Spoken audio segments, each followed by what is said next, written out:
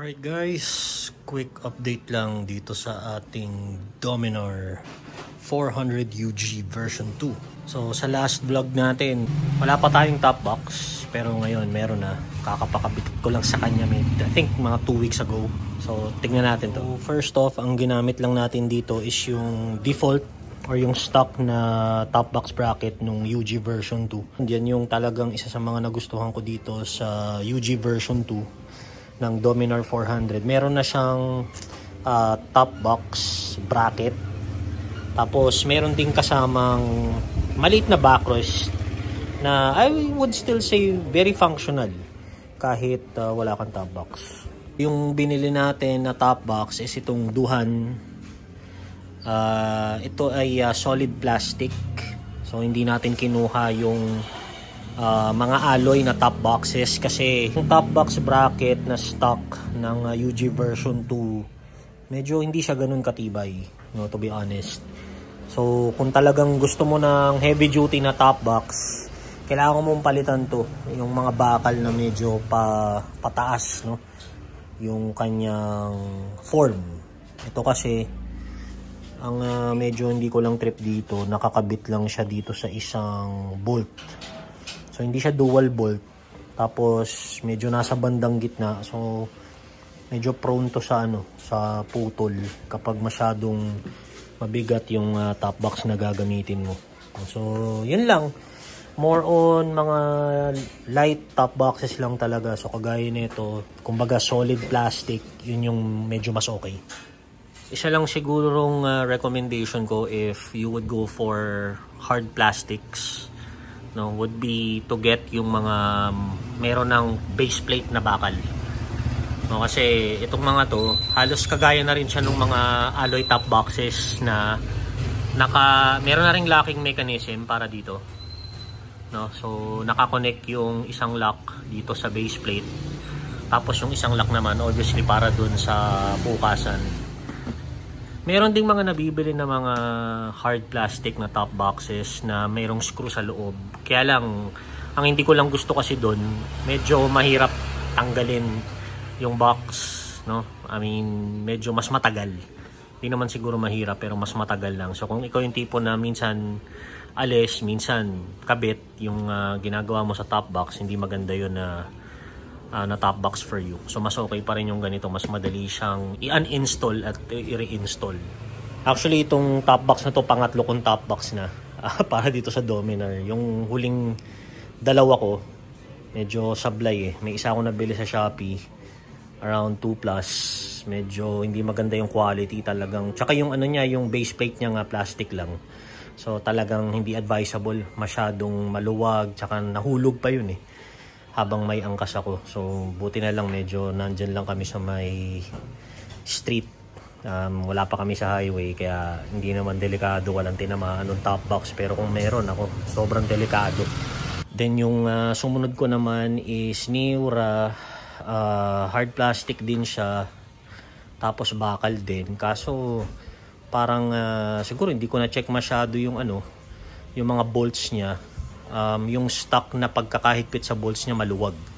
Nung ginamit nung pamangkin ko, nahulog daw habang nasa expressway siya, tapos high speed, tas medyo merong lubak ng konti. So ayun, humagis yung top box. Buti wala rin siyang tinamaan, pero binenta ko na sa kanya yun kasi nasira niya.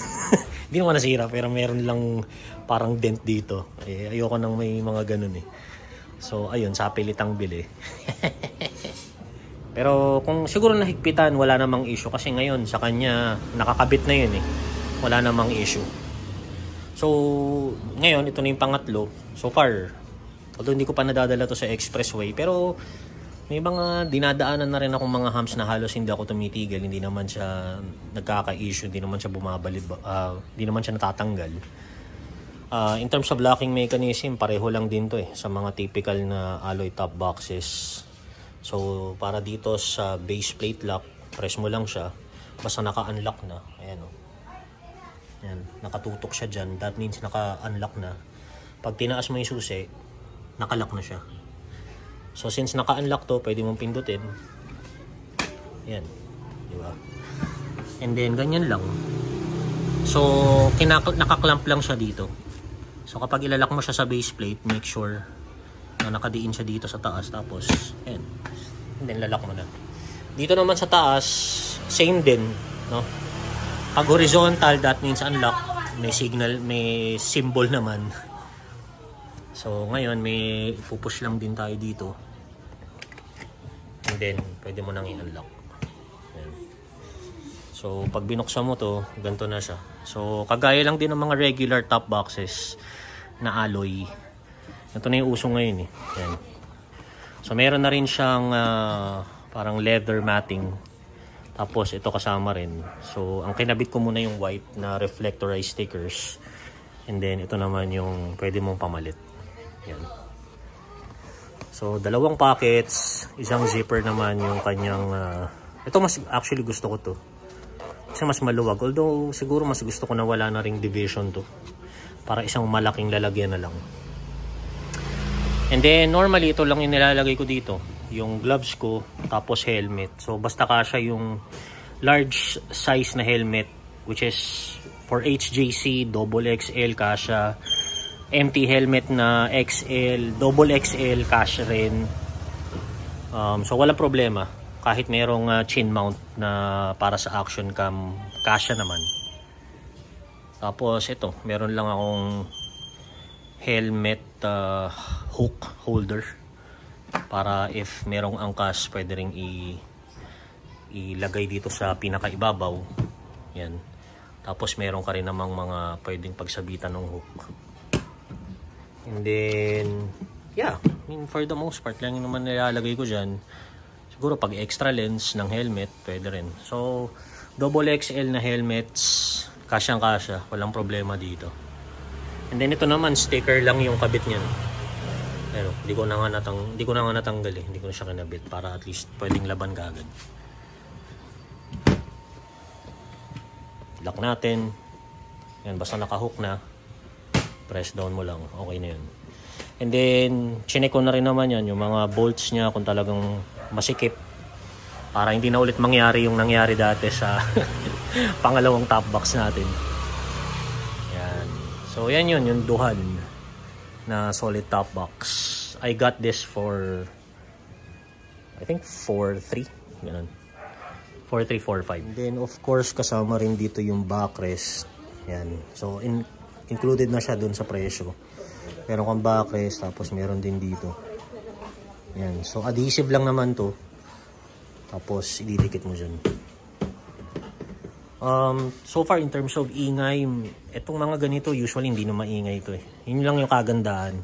Kasi ako kahit yung sa Bergman ko before, nagtry ako original na GV, maingay pa rin eh. So kailangan mo talagang lagyan pa rin ng rubber yung ano niya eh, yung base plate niya tsaka yung banda rito.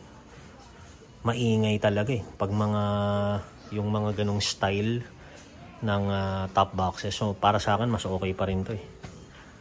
Although good thing is, mas magaan yun. Diba? Pero kung heavy duty naman kasi yung top box bracket mo, hindi ka mag-aalangan eh. Kahit alloy top box pa yan na 65 liters, kayang-kaya yun. So, yun lang guys. Quick update dito sa ating Dominar 400 UG version 2. Yan. Garage Queen. See you again sa next. Ciao.